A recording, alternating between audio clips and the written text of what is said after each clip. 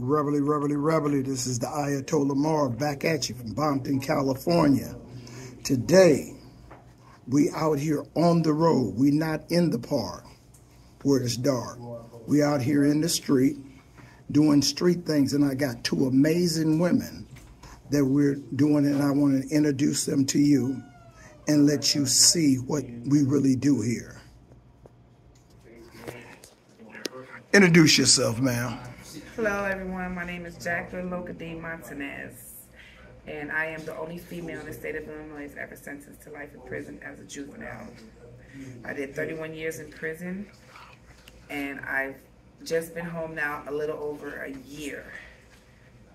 So I'm trying to still adjust, but I'm actually now being able to have a chance to experience the things I've never experienced, like eating cotton candy, eating lobster, eating, you know what I'm saying, being able to go to the amusement park, go to a beach, stuff that I've never done, going to the zoo.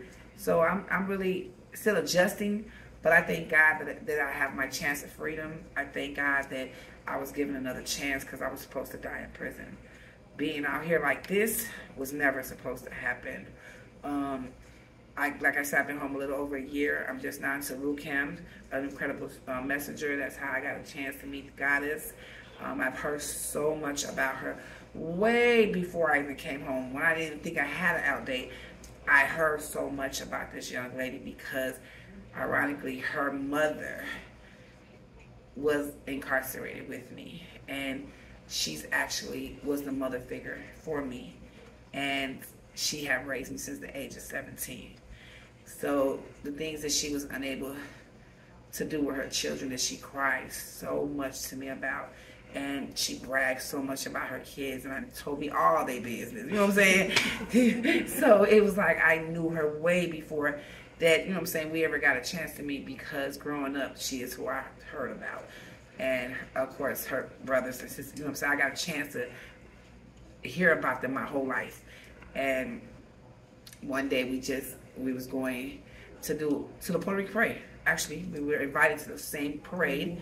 We had never met each other, and she had mentioned about her mother being incarcerated for life.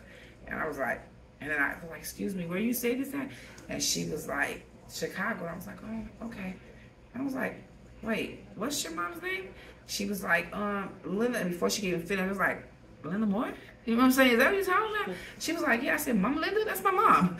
And she just started crying, and I started crying, and I realized who she was. She was the little girl that I grew up hearing. Well, Jack, can we go back just a little bit? Mm-hmm. You explained that, you know, the first time you ate cotton candy and you were get exposed to go to the beach and to do some of the things.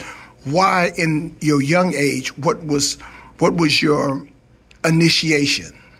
I was never given the opportunity to be a child.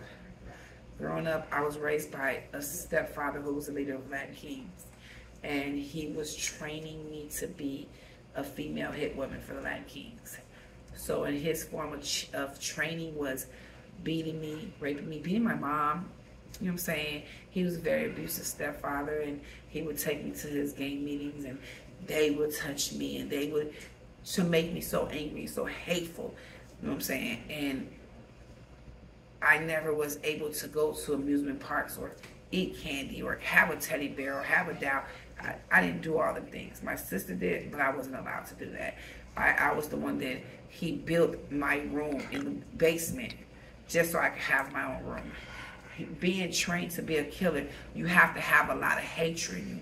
So when I took the life of the two boys, it was no remorse. There was nothing there because I had no feelings. How old were you at that time? I was 15 when I committed a double murder. And what did the judge tell you once you were sentenced? He told me he wanted to see me come home with gray hair carried out in a wooden casket.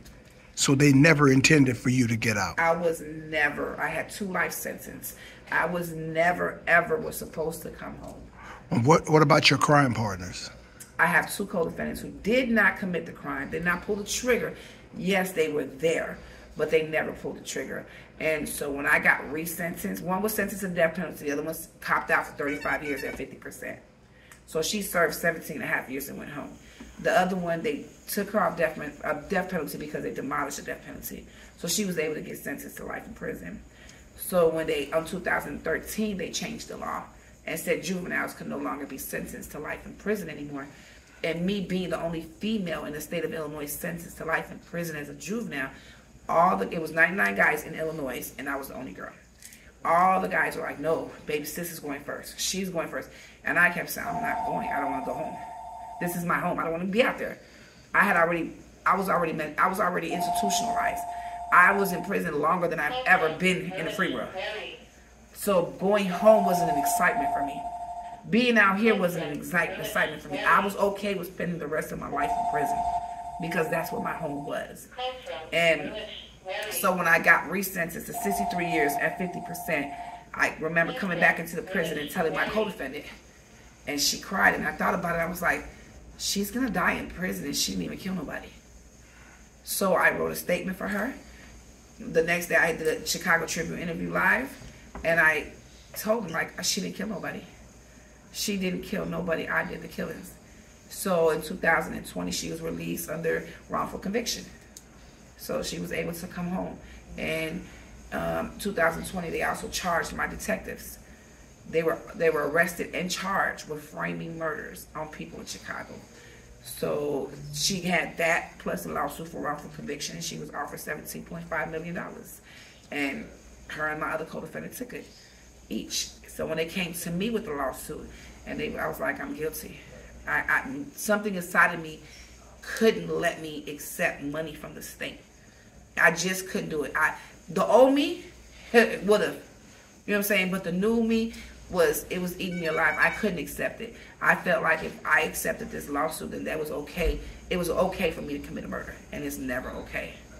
It's never okay, because in all reality, when I blew that boy's brains out, 20 minutes later, his wife gave birth to his daughter. Mm-hmm. She was never able to see her father. Growing up, she never was able to touch him.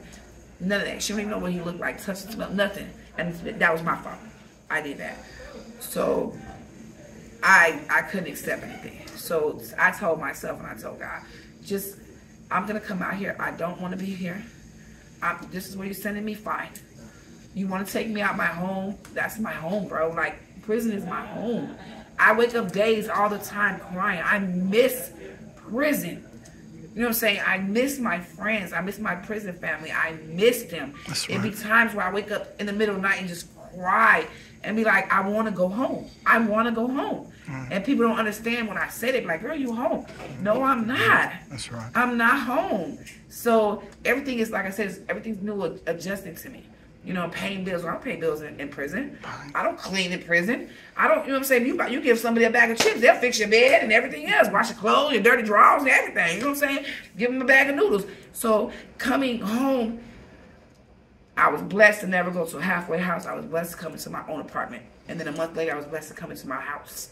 So, but it might be mine where I'm renting, but I don't know nothing about it. I pay people to come clean my house. I pay people to be like, come clean your house. Now I can cook, but I don't clean. You'll see when you come there, you'll be like, damn, my house is clean. I can have a roommate, but my room is a damn mess. You know what I'm saying? So you'll know, like, damn, bitch, why is roommate looking like that? Okay, let's get Goddess's story. Thank you so much.